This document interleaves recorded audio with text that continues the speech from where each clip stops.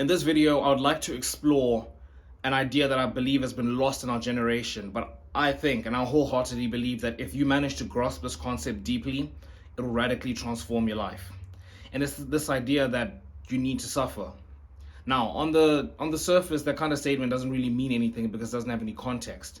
But I'm going to break this down in this video and why it's important that you grasp it properly. Right? We've all seen those videos about, oh, stop watching self-improvement videos, just go and do the work. You know what you need to do, stop watching it, right? Like self-improvement is masturbation. Self-improvement videos are masturbation because you're not really doing anything. You're just watching them for the enjoyment.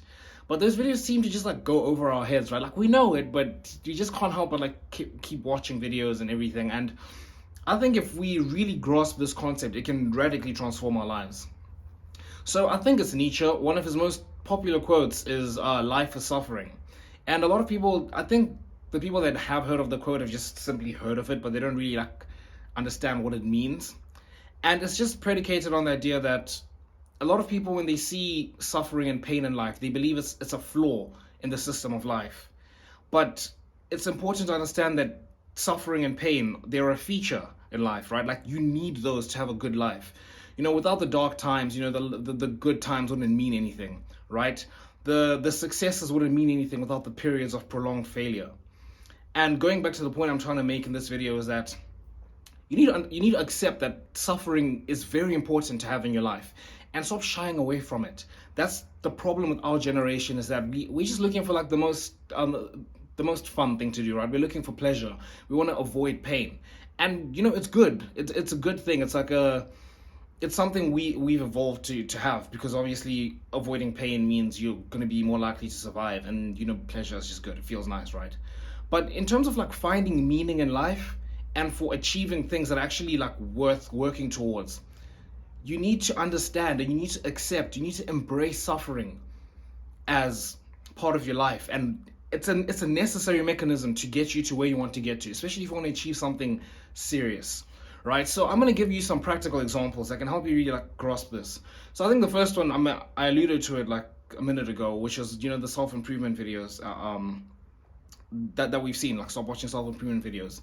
But I'm going to extend this to the concept of self-improvement books. If you're someone who's been on self-improvement for like a significant period of time, you start to realize that a lot of the videos you watch and a lot of the books you read, they're kind of the same things. I mean, look, something like Atomic Habits. Like Atomic Habits is an A-star book. I can't really remember everything I read in that book. I just can't, right? I can kind of remember like the main things, like, oh, build a system that can help you, you know, be more productive over a long period of time, so you don't have to like work, like change your environment to work for you, things like that. But like these kind of books, a lot of them end up saying like the same things, and it's not that it's useless. It's very like profound information. Like if you apply that information into your life, it will transform your life. And I think this is one of the reasons Hamza recently, or in the last year or so, he's been very adamant that when you read a book, like you were speaking about how when people want to learn how to be more charismatic and make friends and everything, you read the book How to Win Friends and Influence People.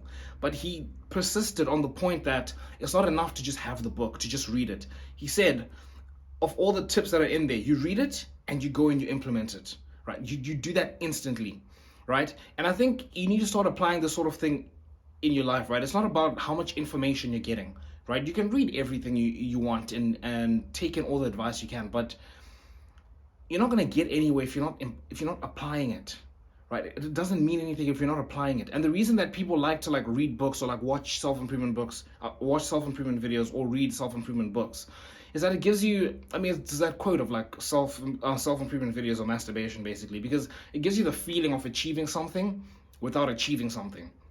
And you really, really, really need to do whatever you can to let go of that mindset, because it is what's holding you back. Reading a bunch of books is easy. It's easy to watch a bunch of self-improvement videos like this. It's so easy. But what's difficult is watching a video that you get like really profound information, and it's fantastic information. If you do it, it'll change your life.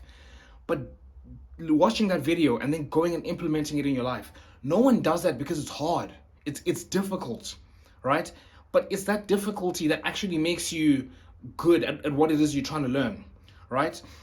And I think that another example I want to give that's applicable to me, or something that I've realized in like the last week, right? I've been watching a lot of Jordan Peterson videos, and I've been like, he's very knowledgeable, and I want to learn a lot from him, and I want to learn how to speak like him, because he's very articulate, he's very precise with his language, and he knows what he's talking about. Now, I've always known that he knows how to do that because he's been like in this industry of like psychology. He's been studying this information for a long time. But it's also like I've had to like remind myself. It's been sobering to remind myself every time. Like, I'll watch videos and he's saying things that I'm just loving, like what he's saying and the way he's saying it. And then I'm like, I want to learn how to speak like that, right? And what I've noticed is I'll watch videos and there'll be like little phrases he'll say that I like note. I'm like, okay, I want to use that because it's a good word to use, right? But I realize that as I'm watching more, I'm just forgetting other things. Like, there will be something I'll be like, oh, that was pretty cool, and then I'll start like using it in my mind when I'm like speaking or practicing speaking or whatever. And then within a couple of days, I've forgotten it because it's information overload, right? I've watched another video and there's been more things I want to learn and everything. And the reason it's not sticking is because I'm not like doing it over a long period of time. It's easy to watch Jordan Peterson videos and then like try and speak like him.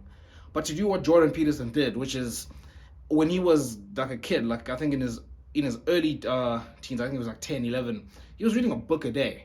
And he did that over a prolonged period of time. Then he went to university and he studied psychology. He got a degree, and then I think he did like a long thing. He's a doctor, Dr. Jordan Peterson. Like, so he's obviously studied a lot.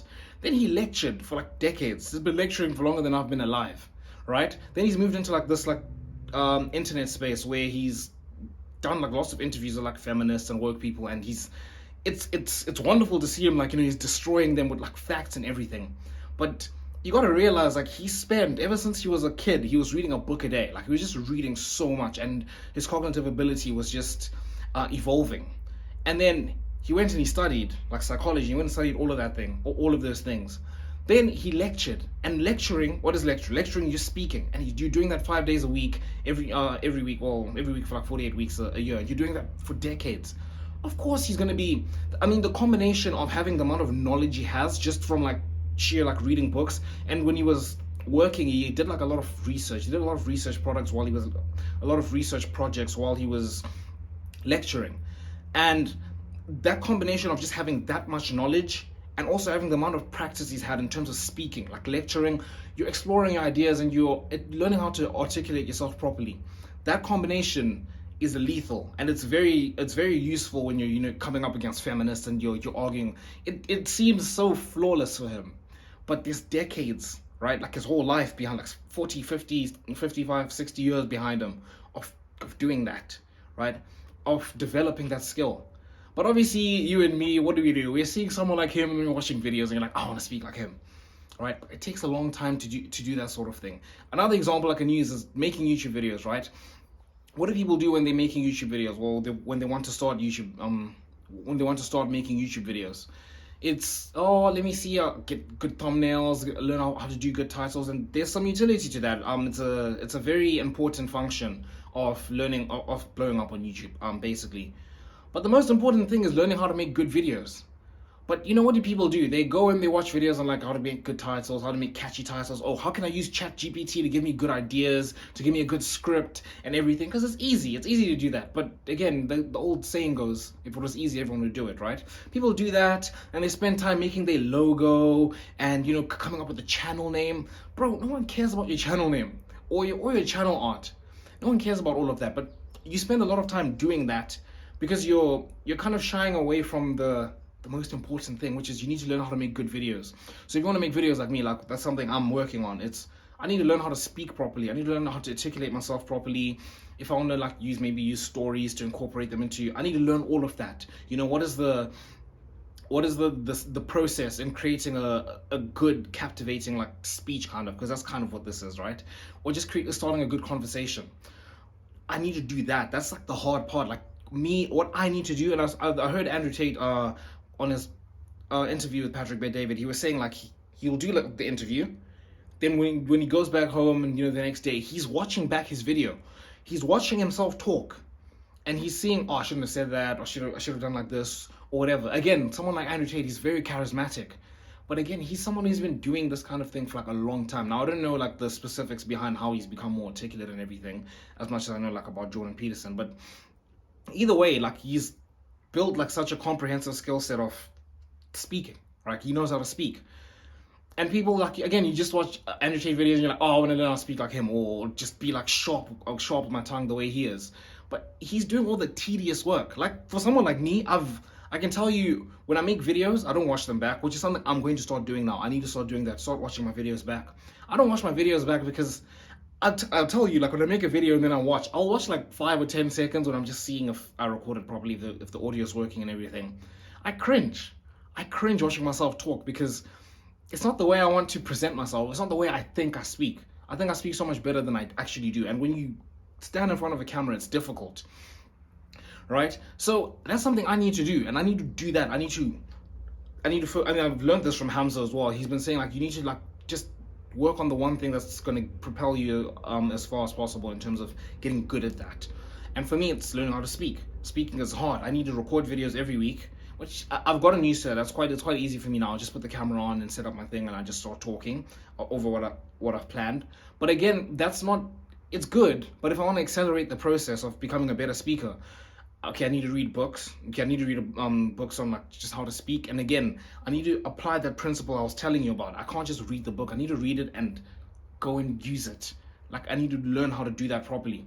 And I need to watch my videos back and see what, maybe I shouldn't have said it like that. It's boring. It's going to be very boring, but I need to do that.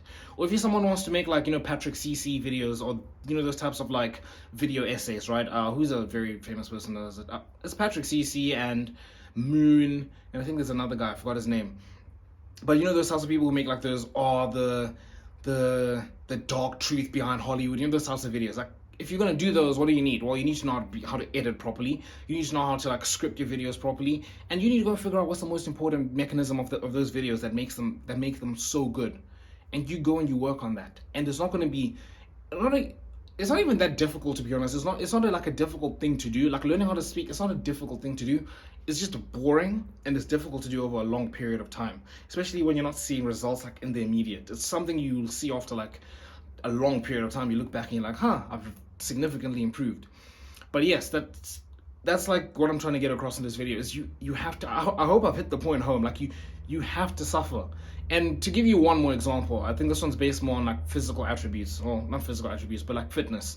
I was watching Mike Thurston. I think he was speaking to Chris Williamson, and they were speaking about, like, the gym people, right? I don't know why I said that like that, but yeah. And they were speaking about how you get people who go to the gym and they just do, like, a flat, like, 4 by 10 or 4 by 12, right? Because that's what you're supposed to do, 4 sets of 12. And they'll do like that. They'll treat the gym like that, where it's just going through the motions, and they won't put on any muscle. And then in contrast, you'll get other people who, they know what they're doing. They'll go to the gym, they'll do one set. Say, for example, it's squats, or it's like bench press. They'll go and they'll do one set, but it's a heavy set. It is all out, like, every single rep, they're flipping, giving it their all. And they're done. And that's enough. That's more than enough for them to, like, they'll put on more muscle than the person who does, like, the 4 by 12. And it's just hammering that point back home. And again, this is something I think you should definitely take into account in everything you do. I made a video a while ago. You probably wouldn't have watched it. I didn't get that many views. It wasn't that good. But I spoke about only do, like, high ROI activities. And it's just like, everything you do, make sure you're doing it properly. If you're going to the gym, make sure you do it properly. Again, you don't need to be doing, like, long, and I'm kind of like a victim of this, basically. My workouts are kind of long. They're like 1.5 hours. But again, I've spoken to, like, people who are, like, jacked. Like, my uncle, he's pretty jacked, and he's like, I do, like, workouts like 3 or 4 times a week, and I do for like 45 minutes. And it's like, it's just hammering the point home that it's not about, like, how much you're doing. It's about, like, is it effective? Are you doing, like, the proper things? Are you giving it your all? If you're going to the gym and you're not giving it your all, you're kind of wasting your time. But yeah, that's basically the video. Like, make sure I need you to embrace suffering. That David Goggins mindset that everyone is always like, that's a bit extreme. Maybe he's a bit extreme, but there's something to that. That's how he turned from, like, a really lazy person into the person he is today, right? He embraced suffering, and you need to do that, because that's how you build a skill set. Because again, if it was easy, everyone would do it, and that's why no one does it. You need to do the hard work, and you need to suffer. Like, just embrace the suffering. But yeah, make sure you subscribe to join the Self-Improvement Brotherhood, and until next time, I'll see you boys.